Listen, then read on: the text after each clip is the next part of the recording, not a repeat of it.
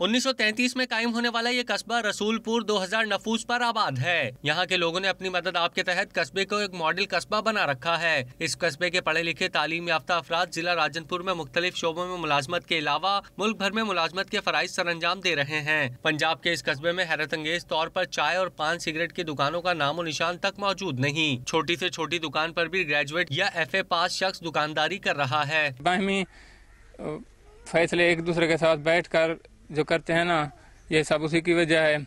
और यहाँ पे मैं दावे के साथ कह सकता हूँ कि तालीम 100% है और जराइम की शरह सिफर है। 50 साल से इस कस्बे के किसी शख्स पर कोई मुकदमा दर्ज नहीं हुआ, जिसके बाइस ये कस्बा यूरोप से 1 दर्जे ज्यादा मुहज्जब कहलाने का हकदार है।